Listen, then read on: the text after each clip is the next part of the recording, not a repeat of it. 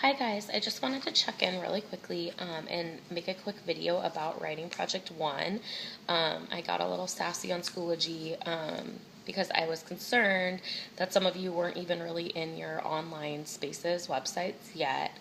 And you need to be in your website or on your space about 5 hours a week, interacting, posting, uploading, commenting, trying to make friends there, all of that, and then documenting what's happening on your blogs. Like, people were nice to me, they were rude, one person welcomed me, they sent me a message, or it was really annoying, I had to post 10 times before I was considered a full-fledged member, that type of thing. So if you haven't gotten to that point yet, you're way behind, but I feel a little bit better over the past few days because I think most of you now have your space and you are interacting, because your first paper is due in 2 weeks. And I wanted to go over that with you. So in your syllabus, on like the maybe 5th or 6th page, it says Writing Project 1, a rhetorical analysis. And basically what you're going to do is, where it says assignment in bold, I'm looking at it, it says analyze all parts of your digital community, the visual and design aspects of the website, the writing styles used, the relationships of the people on the site, common phrases or words that maybe are only used on your site that you don't see other places on the internet or in face-to-face life, expectations in the way members behave, etc.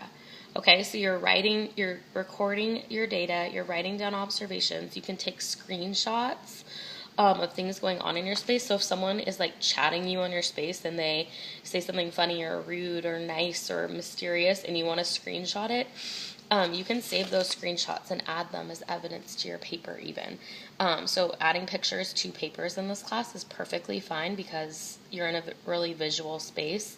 So it makes sense that your papers would have a visual element. You don't have to include graphs or pictures or screenshots, but they can. And so then I gave you some questions for consideration. And you do not have to answer you should not answer all of these. That would be crazy. It would be like a book and you're just writing like a little 5-page paper. But thinking about based on your reading, so you've been reading about logos, pathos, ethos, and kairos in the book, and then you've also read about passion and affinity spaces, and then participatory culture. So this idea that there's learning taking place online, that people join together by their affinities or what they like and not just like their age or where they live, which is how we usually align ourselves in face-to-face life. So questions to think about: how are people in your space using appeals to logos, pathos, ethos, kairos? Who is in charge on your site? Sometimes it's an official moderator or administrator, and sometimes just certain members step up and kind of become leaders. How do you build a strong reputation in this space? Is it the way your profile looks? Is it talking a lot? Is it being really good at design or whatever it is people do on your site? What did you need to learn about your site in order to navigate it or interact within it? So these first few weeks are super important to pay attention to what you have to learn in order to use the site. Was anything confusing? Did you have to ask someone how to upload or that type of thing? What graphic visual elements are important on the site? How did you set up your profile? What's important on a profile? Are you supposed to have a little icon? Are you supposed to have a real picture? Do you use your real name? Do you use a fake name? Do you tell people where you live? All sorts of stuff. What type of language do people use in this space? What's the tone of writing? Do you write formally? Do you write informally? Do you use internet acronyms like LOL? Or are people more respected if they write in complete sentences? Or are you considered nerdy on the site if you write in complete sentences? All of that stuff is important. And then what are the expectations for interacting with other members? Do you need to act a certain way or write a certain way to be fully accepted? So these are all questions to ponder, because your ultimate question you're trying to answer is, what are the values of your space? Why do people join there? What is important to them? That type of thing. So for grading criteria, you need to discuss the various aspects of your community: the visual, the writing, the relational interactions of the members. You might focus on one of those, you might cover all three. It just kind of depends. So you're examining the values or beliefs based on rhetorical evidence. So what do the pictures tell you? What do your interactions with people tell you?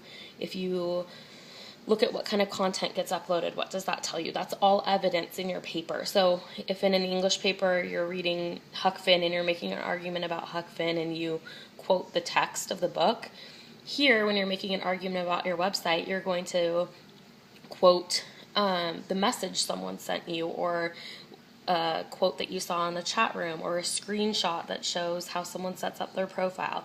So your evidence is going to look a little bit different. So you need to give a clear argument for what the values, beliefs are of the members of your site, and then you need to use quotes or pictures from your site as evidence, probably maybe both. You need to use at least 2 outside sources. Okay, so one of these sources can be the G reading or the Jenkins reading on passion and affinity spaces or participatory cultures. I want you to quote one of those, whichever one. Both of those ideas, passion and affinity spaces and participatory culture, are they have a lot in common, but they're a little different. So whichever one you think helps describe your site more, quote that one or use that reading. And then I want you to find one outside reading that helps you talk about your space. It can be a scholastic journal, like a academic journal, or it could be a news journal or a magazine article or that type of thing also.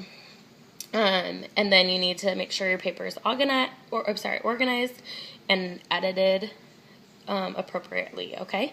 So you're shooting for a 4 to 6 page paper eventually. I'm not a stickler. Like if it's 3 3/4 pages, but it's really well done, I'm not going to freak out. Or if you just have a lot to say and it's 7 pages, that's fine too.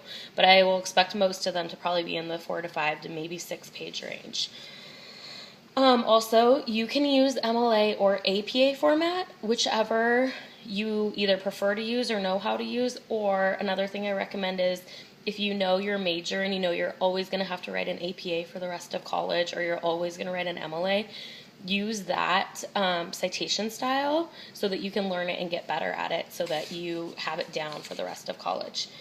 You need to include a works cited or a bibliography, depending on if you use MLA or APA. It's called one or the other. Okay, and then here's the big thing. I'm changing the due date of your paper. I'm pushing it back a tiny bit. So it's supposed to be due on Thursday, the 26th. I'm pushing it back to Sunday, the 29th. So I've revised the syllabus over the next 2 weeks and pushed back the days your drafts are due and the days that your revision is due, because you're going to write at least 3 pages of your paper. You're going to upload it to Google Docs, and then you're going to invite the members of your research group. So like if you're in the art group, you're going to invite the other people in the art group. Or if you're in Sports A group, you invite Sports A, and Sports B is its own group, that sort of thing. They're the ones I posted on the home update page of Schoology. And you're going to read each other's papers and give feedback. There's directions in the syllabus. And then you're going to get that feedback. You're going to revise your paper and add to it and finish it. And then you're going to submit it. You're going to swap papers with one person in your group for editing, which is the more like minor proofreading.